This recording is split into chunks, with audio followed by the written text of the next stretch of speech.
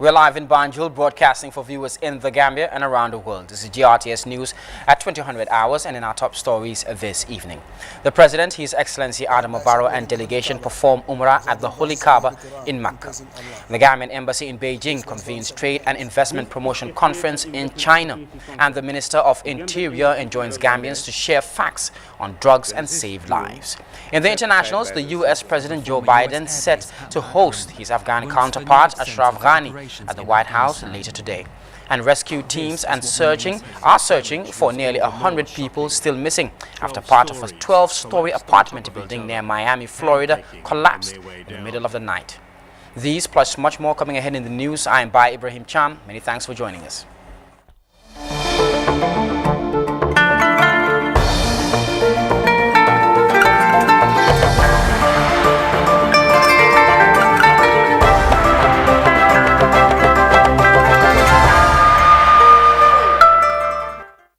Now to the news in detail. The President, His Excellency Adam Barrow, and delegation Thursday performed Umrah at the Holy Kaaba in Mecca.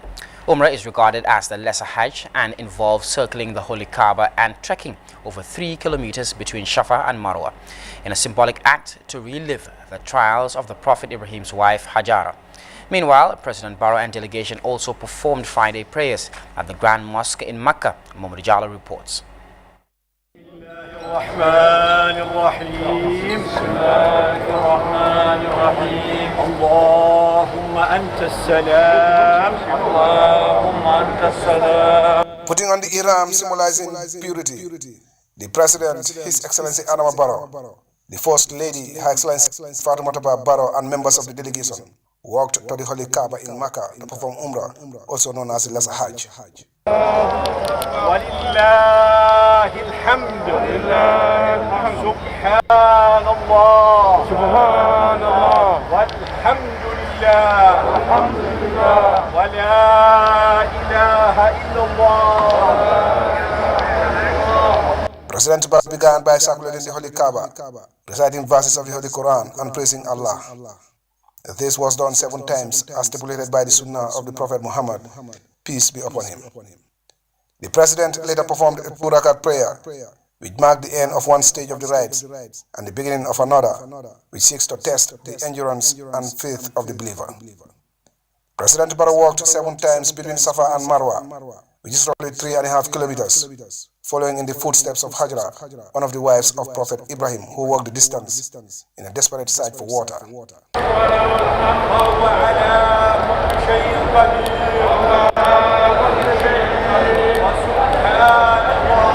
This is regarded as one of the most important rites of the Umrah and also marked the completion of this religious rite. Before leaving the Holy Kaaba, the delegation performed the Maghrib prayers at the Grand Mosque. This afternoon, President Barrow and delegation again returned to the Grand Mosque to perform Friday prayers.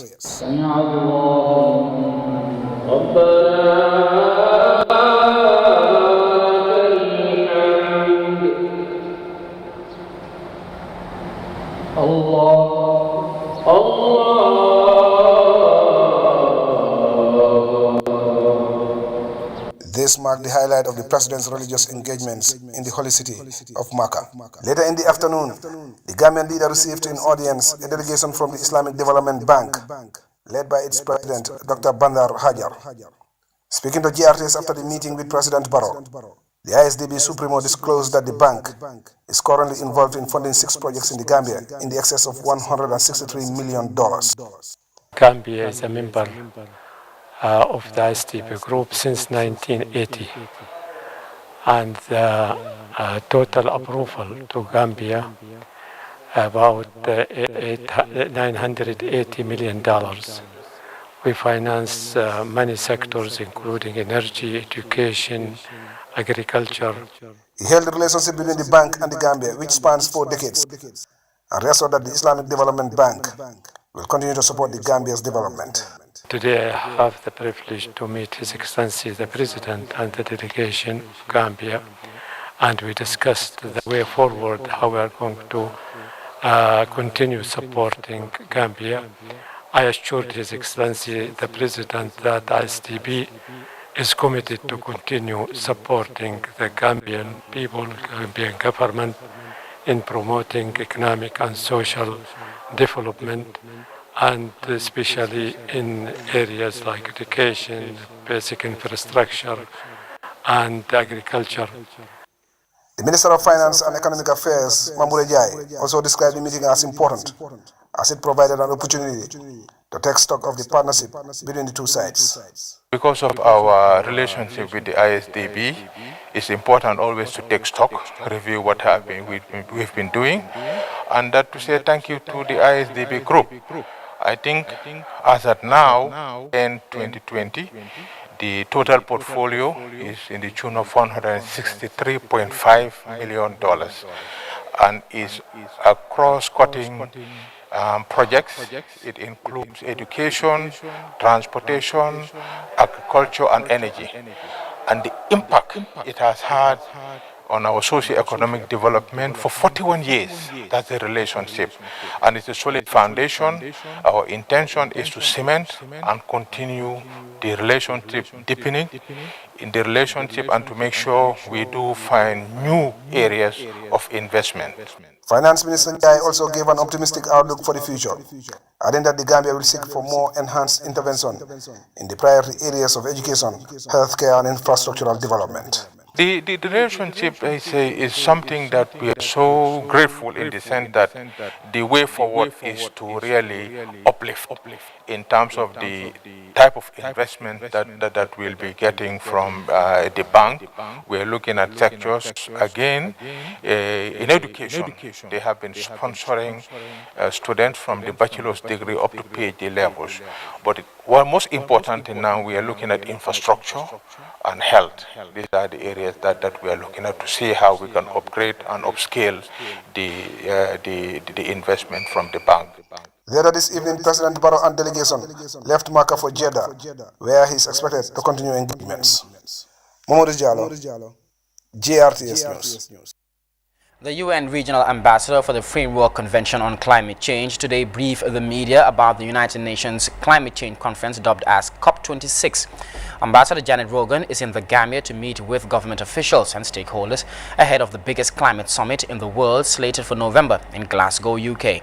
Fatou Ilika Mulushi was at the press conference and filed in this report. This year's COP26 is being facilitated by the Presidency of the United Kingdom, and it's expected to host the countries that are party to the United Nations Framework Convention on Climate Change. To set the pace for a fruitful November conference in Glasgow this year, the UN Regional Climate Change Ambassador for West Africa, Janet Rogan, is on a tour to assess the commitment of member states as they gear up to the COP26. It's a very important global conference that will be the first time, we hope, that all of our global leaders, the presidents and prime ministers, will gather together since the beginning of COVID to discuss the issues that are really making difficulties in our lives, especially climate issues, of course the COVID pandemic, and the economic consequences that have hit all of us since COVID. So at that time, we hope that when they come together, they will be discussing new levels of ambition so that we can take more action to bring down global warming, because even though we are all trying, it is still rising too fast. Bearing in mind the Gambia's nationally determined contribution target for emissions reduction by 2025, journalists asked the regional ambassador about her impression of the Gambia's NDC targets and good practices to uphold for the realization of the NDCs. We have both mitigation and adaptation, and I know that that Gambia is also working on the adaptation side of that. So, nationally adapted mitigation action plan, which is actually a crossing over between mitigation and adaptation activities. And it's very, very important, because this is the basis on which, with that analysis, governments can start to make a good prioritization on how to carry out these longer term projects and how to find partners who will come alongside them with the finance. The Minister of Environment, Lamin Diba, revealed that Gambia, in its revised NDC, is targeting 49% in emission reduction, a 4% increase from its previous target of 45%. Gambia and Morocco are the two countries that have ambitions that can maintain the global temperature at 1.5 degrees Celsius. So you cannot expect less in the newly revised NDC. That I think we would be the best in terms of putting the emission levels down. And for your information, we have increased our ambition to 49%, from 45% to 49% by reducing greenhouse gas emissions. So this is something that we believe by 2030 the Gambia will achieve.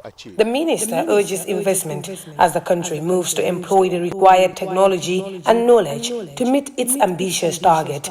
Ambassador Janet also assured the holding of the conference, which is being overshadowed by the COVID-19 pandemic, posing unprecedented challenges on nations. Hope is that countries will meet at the biggest climate change conference once again in November to take stock of commitments made in Paris 2015. We can start the change right now. We, the people. For GRTS News, Fatueli Kamloshi. The Gambian Embassy in Beijing, China, in collaboration with the China Council for the Promotion of International Trade and China Chamber of International Commerce, recently convened a Trade and Investment Promotion Conference in the Chinese capital, Beijing. The forum seeks to encourage Chinese investors to tap into the investment opportunities in the Gambia. Ibrahim Ajala has the details. This is a trade and investment opportunity conference.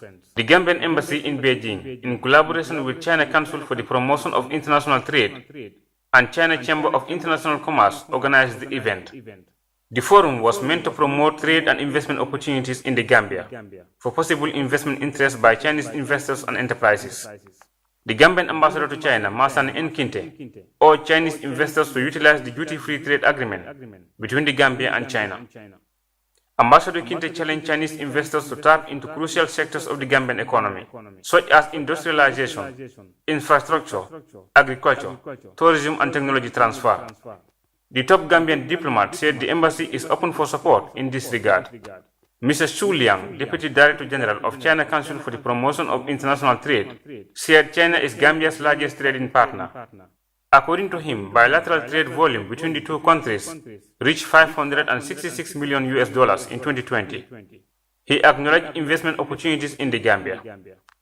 Fatou Kine Diop is the deputy head of mission at the Gambian Embassy in Beijing. She presented priority areas of investment opportunities in the Gambia, including agriculture, tourism, energy, amongst others. The female diplomat further informed the gathering that the Gambia government has created an enabling environment for trade and investment to operate. 56 Chinese enterprises attended the conference in Beijing. Ibrahim Ajalo, GRTS News. The Minister of the Interior has enjoined all Gambians to share facts on drugs and save lives. Minister Yankuba J.N. Sonko made the call on the eve of the commemoration marking International Day Against Drug Abuse and Illicit Trafficking. The day is observed on the 26th of June annually to raise awareness on the dangers of drug trafficking and abuse. Minister Sonko said Gambia is and will remain a hostile ground for drug trafficking, while stressing the need to mobilize as a nation to support law enforcement agencies in carrying out their work. Here's an excerpt. Fellow Gambians, 26 June was set aside by the Resolution 42/112 of the December 1987 of the United Nations General Assembly as International Day Against Drug Abuse and Illicit Drug Trafficking, popularly known as World Drug Day. The day is used to strengthen action and cooperation in achieving the goal of a world free of drug abuse and highlight the dangers of drug use and its trade, and mobilize public support in the fight against drugs. The occasion provides the opportunity to spread the message about the diverse cultural and economic harm the trade in drugs is still doing across the globe. 100 years after the war on drugs was initiated in Shanghai. The theme for this year is Share Facts on Drugs, Save Lives. This theme is most appropriate given the growing trend in sharing misleading information intended to misinform our youth on drug matters. Misinformation is dangerous. Therefore, I enjoin all of us to share facts on drugs to help save lives.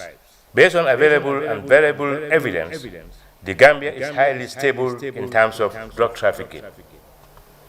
The government of the Gambia, therefore, assures all Gambians and partners that this country is far from being a narcotic state. The January seizure of close to 3 tons of cocaine at the seaport amplified the message to organized criminal groups that Gambia is and will remain a hostile ground for drug trafficking. We need to mobilize as a nation to support the law enforcement agency in carrying out their job. The World Drug Day is a day to share research findings, evidence-based data, and life-saving facts to continue tapping into the shared spirit of solidarity. The campaign invites everyone to do their part by taking a firm stand against misinformation and unreliable sources, while committing to share only a real science-based data on drugs and save lives. Do your part and combat misinformation by sharing real facts on drugs, from high risk and solution to tackle the world drug problem to evidence-based prevention, treatment, and care. The UNDP project manager on security sector reform has said that the Office of the National Security and the United Nations Development Programme, UNDP, are committed to support the integration of gender issues into institutions and security sector reform. Babakar Sow made the remark in CRR and URR as part of gender-responsive security sector reform training meant to raise awareness on the importance of gender in security sector reform in order to build a cordial civil security relation. Yusuf Bojang is with the Tor Party and he files in this report. This remark in CRR and URR as part of gender-responsive security sector reform training meant to raise awareness on the importance of gender in security sector reform in order to build a cordial civil security relation. The UNDP has been working with the Office of National Security since the inception of SSR, ever since the Gambia declared to undergo SSR. So we've been supporting it, we've been there from the outset. By the way, we concluded one project last year, and then we're looking forward to a second phase. So UNDP is behind the scenes providing all that support. So we will continue to collaborate. We look forward to conducting certain activities in your region and also with the support of your service chiefs and their collaboration for us to continue to deliver the SSR promise that the Gambia had said it will undergo. Sire Baji of the Office of the President underscores the importance of local ownership of security sector reform, saying it is characterized by the reform of security policies, institutions, and activities managed and implemented by local actors. Women's role in security is very important because it is universally accepted that women are key in nation building, in peace building. Women are experts in nation building. Women have very good retentive memories in keeping records. Security officer, you need to have a retentive memory of keeping records. Women are also very good in observation. In as much as we are advocating that we need to be represented everywhere. We need to be at the decision-making level. We need to be at the top echelon there, represented when decisions are being made in our various institutions. We should build our capacities in doing that. For Umar B. Sonko of the Drug Law Enforcement Agency, the gender-responsive security sector reform is meant to build a cordial civil security relation. Gender here, we're talking of both men and women. So we all need support, all hands on deck to help see women take responsibility, take up leadership position. From now, we need to work on and see what we can do for our nation. Dwelling on border management in security sector reform, Assistant Superintendent Binta KJ Barrow of Gambia Immigration Department said cross-border challenges require a collaborative approach that reduces incidences of conflict and increases security, enhances social cohesion, and builds resilience across the country. When we talk of security sector reform, it means things that we are going on, things that we are existing, practices that we are practicing, and they are not in line, or they may be in line, some may be in line, but we need to update on, we need to advance them. We need to move on to a better state. What are some of these concerns that we normally find at the border when it comes to the entry and exit of people? And not limited to people, but goods and services, because border management is cost-cutting. She stressed the need to encourage a meaningful and inclusive collaboration across the security sector. Binta Sane of the Gambia Fire and Rescue Services and Luke Jata, Deputy PRO of the Gambia Prison Services, both said security sector reform is crucial to making development efforts effective. You want opportunities, you work for it. If you want opportunity, you want to be there, you have to work for it. So when you are promoted and you are not taking a responsibility, how can you do it? You cannot do it. You have to work for it. Please, let's try to work for it. When you talk of security, we are talking of protection. Who are you protecting? And what are you also protecting? You know, these are the two questions we need to ask. First, we said security is what? To protect people from harm or injury. Okay? And this is the interest of security. Now, in that interest, who are you protecting? You are protecting what? A sovereign state. And that sovereign state we are talking about, the territory of any country. And so in that sovereign state, we have entities of people. And who are these people? We are talking about the civilians. Okay? And then the civilians are people that we should be accountable for. Accountable in the sense that we need to build that relationship that will bring trust among us. Yusuf Bojang, GRTS News. In a bid to combat crime in the country, the police on Friday briefed the media on the progress and challenges of the zero crime patrols in the country. The report on the week under review indicated a drop in the number of arrests compared to the previous week. Louis Mende has more. Another week has ended, and the police PRO Assistant Superintendent Lamin Jai briefs the press on the progress and challenges of the Operation Zero Crime instituted to make the country a crime-free zone. PRO Jai said from the 14th to the 20th of June, the Zero Crime patrols have arrested 104 people and later released 23 as they were found not associated with any crime. 21 of them were handed over to the immigration as they were found wanting of migration and other immigration-related crimes. 24 people have been handed over to the Drug Law Enforcement Agency because their situation is relating to drug matters, and so those people too, their issues will be further investigated by the Drug Law Enforcement Agency. Now, 36 out of the figures that we have are being charged with various criminal offenses. This ranges from sub-breaking and stealing, house-breaking and stealing, possession of suspected stolen properties, and obstruction of officers in the due execution of their duties, and related issues also. These cases, some of them have been already put before the court as we speak right now, while others are being investigated by the police as well. The previous arrest was 116 people compared to the 104 arrests during the week under review, an indication of a drop in arrest and crime. But Police PRO Lamin Jai said despite the development, the police are not taking any chances and the zero crime patrols will continue across the country, going as far as the Upper River region. The patrols are not only going to concentrate on highways, but also they will be going into the nooks and crannies of the country to ensure that communities that are found within those areas too are being secured and safety is ensured. Again, despite the progress in crime controls, the zero crime patrols often encounter challenges in the execution of their duties. One of them is obstruction. The police, the fire services, and the drug law enforcement officers are calling on the general public to cooperate. if you block a route for officers to do their job, and the fire service also, whom you know is an institution of safety and safety as our primary role, our fire engines cannot access a scene.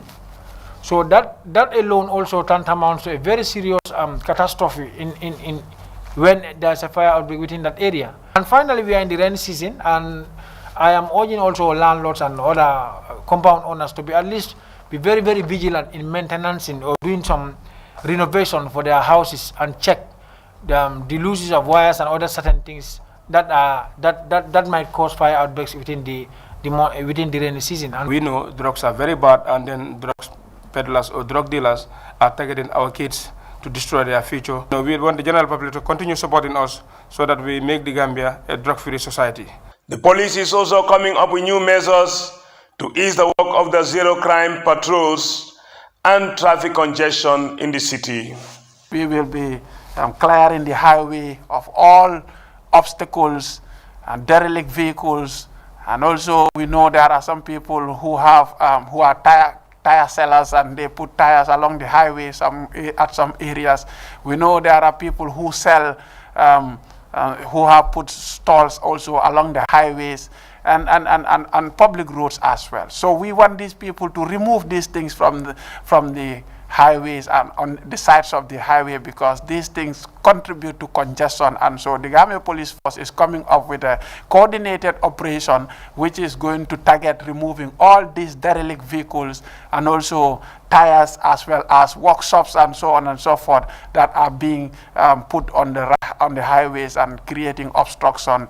And as a zero crime works hard to combat crime, the community is encouraged to embrace community policing to support the initiative. Louis Mendy, GRTS. The Association of Non-Governmental Organizations, Tango, recently organized a 2-day training workshop on the revitalization of the Tango's thematic working group for non-governmental and civil society organizations. The forum, funded by the United Nations Development Program, is meant to empower Tango to effectively influence public policy and ensure coordinated development work in the Gambia. Aissatou Jata Gassama reports. The primary objective of this workshop is for participants to craft a prioritized package of policies, strategies and action for implementation of the 2021-2022 period. 3 out of the 6 thematic working groups, namely gender poverty policy issues, climate, agriculture, environment, and human rights, rule of law and good governance, are being scrutinized. Alhaji S. Cham, a program officer at Tango, emphasized that the rationale for the revitalization of the thematic groups is to empower Tango as an umbrella organization to effectively influence public policy and ensure coordinated development work in the Gambia. In her remarks, the executive director of Tango, Ndesere Bokurin, said the thematic groups comprising Tango members and non-members is created to bring about better coordination, information sharing and partnership building. She said this is to ultimately ensure that the non-governmental organization and civil society organization community is recognized as a champion in policy and development work in the Gambia. The new dispensation is very important that Tango as an umbrella organization is repositioned and rebrand, and this is part of the process. And we are hoping that we are all on the same level to move forward our work in sustainable development. There are a lot of issues, and we have to look during our deliberation, are the names still relevant with the current situation? If not, we can change the name to cope in other things. We have to take cognition of the issue of sustainable development goals. A personnel of UNDP, Abdou Toure, noted that the reactivation of these working groups will also engineer accountability and capacity building, creating a platform for peer review and critical assessment of each other's interventions. He reaffirmed UNDP's support in complementing their efforts. UNDP has and will continue to recognize the multiple functions NGOs and CSOs play in addressing the key challenges of poverty and environmental degradation, governance, conflict and disaster at all levels. Going by the statement of the chairman of Tango, John Charles Nyai, the UNDP intervention is timely and vital. Over the years, yes, we could have done much more. But what would have happened if civil society, NGOs, were not operating in this country over the span of our independent life, our independent nation? The reason I'm saying this is because sometimes I feel that we shoot ourselves in the leg by saying that civil society has not done much, civil society is not doing anything, Tango is not functional. This today shows that we have come a long way, and thanks to the UNDP for really holding our hands and supporting in this effort. As it were, officials look forward to any new proposal from the membership on how to enhance the effectiveness and efficiency of the working groups. For the news, I am Aissatou Jata Gassama. Time now to take our first break, and when we return, we'll take a look at news from beyond our borders. Stay tuned. Make your nights as bright as your days with Africell's new night bundle. Your night browsing experience has now been boosted by AfriMoney at the most affordable price. Enjoy the cheapest night bundle in the Gambia and feel the difference in comfort and speed. Activate the night bundle from your AfriMoney account and receive 1 GB of data for $50 is only. Browse, stream and talk all night long from 1 a.m. to 8 a.m. for only $50. Activate your AfriMoney account by dialing *777# and select Buy Africell Data to choose your night bundle valid for 24 hours. What more could you ask for?